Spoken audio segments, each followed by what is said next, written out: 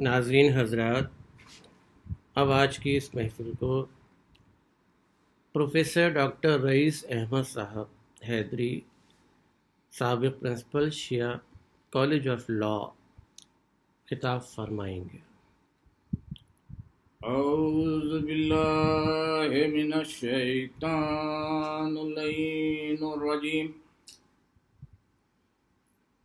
بسم اللہ الرحمن الرحیم،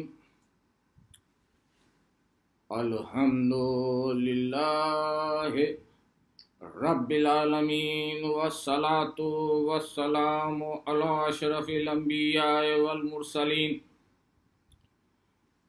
حبیب قلوبنا و طبیب نفوسنا و شفیع ذنوبنا بالقاسم محمد اللہم صل علی محمد المعصومین المظلومین، ولعنت اللہ علی اعدائہم اجمعین من یومنا ھذا الی یوم الدین۔ اما بعد فقد قال رسول اللہ صلی اللہ علیہ وسلم، اولنا محمد و اوسطنا محمد وآخرنا محمد وکلنا محمد۔ اللہم صل علی محمد و آل محمد۔ حدیث رسول کو میں نے اپنا سرنامہ کلام قرار دیا۔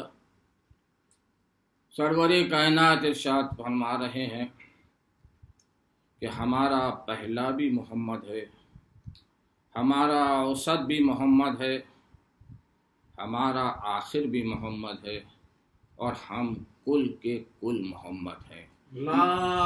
یعنی سرور کائنات یہ سمجھانا چاہتے ہیں، دنیا کو بتا دینا چاہتے ہیں کہ یہ تو ممکن ہے کہ ہمارے پہلے اور دوسرے کے خد و خال میں کچھ فرق ملے، یہ بھی ممکن ہے کہ ہمارے دوسرے اور تیسرے کہ قد و قامت میں کوئی فرق ملے، لیکن اگر کردار کے میزان پر تولو گے، اگر عمل کے میزان پہ تولو گے تو پہلا بھی محمد ہے، اوسط بھی محمد ہے، آخر بھی محمد ہے، اور کل کے کل محمد ہے۔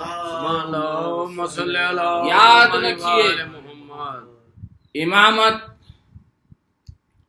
کا عمل ایک ہوتا ہے، امامت کا کردار ایک ہوتا ہے، امامت کی سیرت ایک ہوتی ہے، امامت کی خصلت ایک ہوتی ہے، امامت کبھی تبدیل نہیں ہوا کرتی ہے، تبدیل نہیں ہوا کرتی۔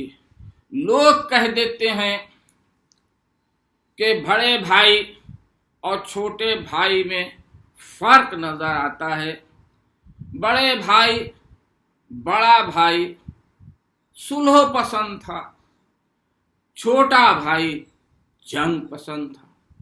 حالانکہ آپ یقین مانیں، امامت نہ صلح پسند ہوتی ہے، نہ امامت جنگ پسند ہوتی ہے، امامت مشیت پسند ہوتی ہے۔ اگر مشیت کو جنگ کرانا ہے تو وہ جنگ کرتی ہے، اور اگر مشیت کا تقاضا ہو کہ امامت صلح کرے تو وہ صلح کرتی ہے۔ امامت کی سیرت میں فرق نہیں ہوا کرتا۔ امامت، آپ غور فرمائیں، میں چھوٹی سی مثال پیش کروں۔ مان لیجئے دنیا دو ڈاکٹر ہیں، اب ظاہر ہے وقت کم ہے تو اسے مثالوں سے بات عرض کی، پوری کتابیں لکھ دی گئیں اس بات پر کہ بڑے بھائی کا عمل کچھ اور تھا، بڑے بھائی کی فطرت کچھ اور تھی، بڑے بھائی کی سیرت کچھ اور تھی، بڑا بھائی صلح پسند تھا، چھوٹا بھائی جنگ پسند تھا۔ کیسا ذہنوں کو بہکایا گیا ہے۔ میں ایک مثال پیش کرتا ہوں۔ مان لیجئے دو سگے بھائی ہیں اور دونوں ڈاکٹر ہیں۔ ایک شخص کا باپ بیمار پڑا، وہ بڑے بھائی کے پاس اس شخص کو لے کر گیا، اپنے باپ کو لے کر گیا۔ بڑے بھائی نے اس کا جائزہ لیا، اس کے مرض کی کیفیت کا اندازہ لگایا، اس مریض کی نوعیت کا اندازہ لگایا، اور اس کے بعد اس نے کچھ دوائیں لکھی اور دواؤں سے علاج شروع کیا۔ ٹھیک ہے، وقت گزرا، 20 سال بعد اسی باپ کا کہ جو بیمار ہو کر بڑے بھائی کے سامنے گیا تھا، اسی باپ کا بیٹا بیمار پڑا۔ لوگ اس کو چھوٹے بھائی کے پاس لے کر گئے، وہ بھی ڈاکٹر تھا۔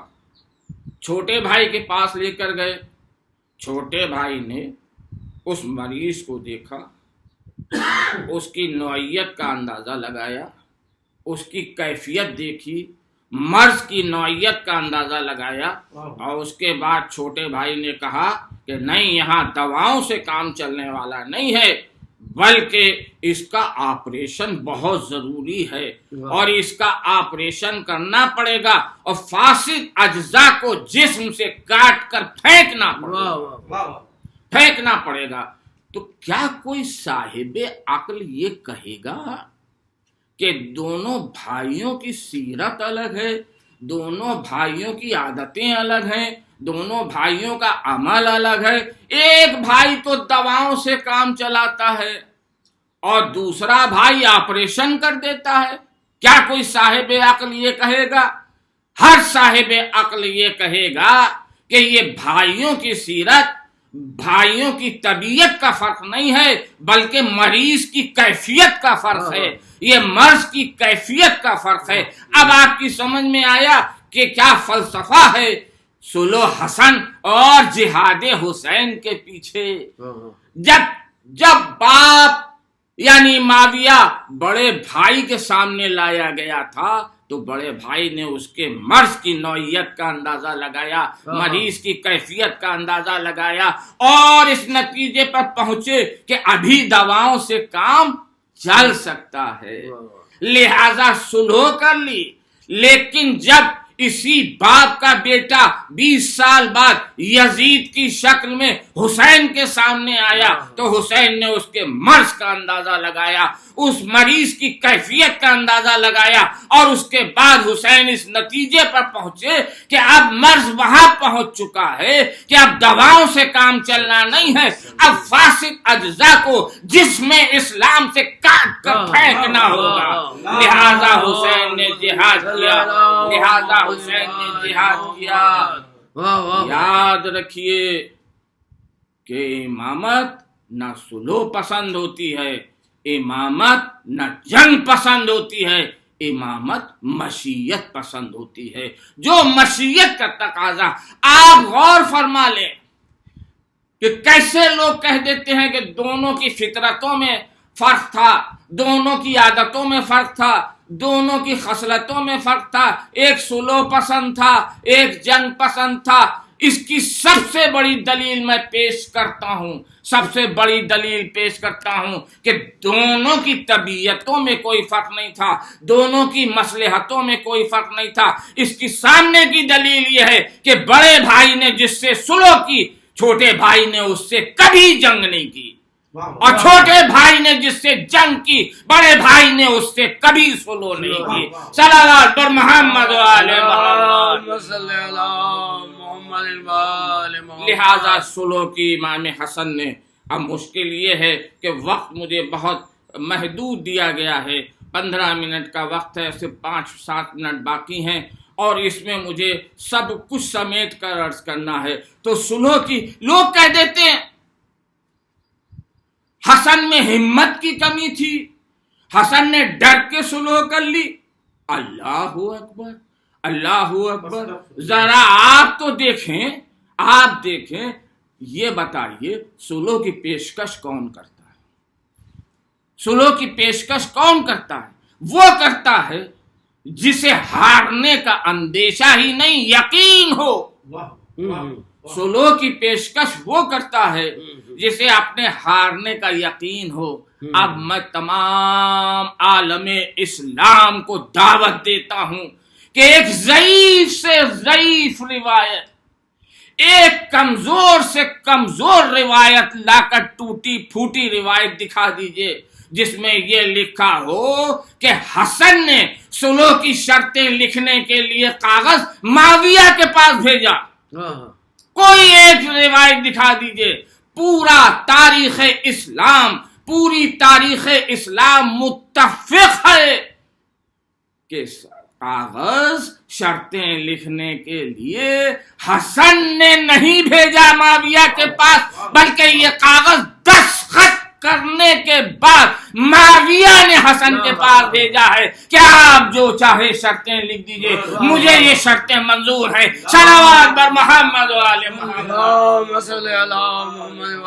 اب وقت نہیں ہے کہ میں عرض کر سوں، صرف 4 منٹ 5 منٹ کا وقت بچا ہے کہ میں شرطیں کیسے عرض کروں، لیکن بس 1-2 باتیں سن لیجئے جتنا وقت ہے اس میں، کہ پہلی شرط جو مولا نے رکھی وہ یہ کہ ٹھیک ہے تو لے جا حکومت، لیکن دین میں تیرا کوئی دخل نہیں ہوگا، اور حکومت بھی تجھے کتاب الہی اور سنت رسول کے مطابق چلانا ہوگی۔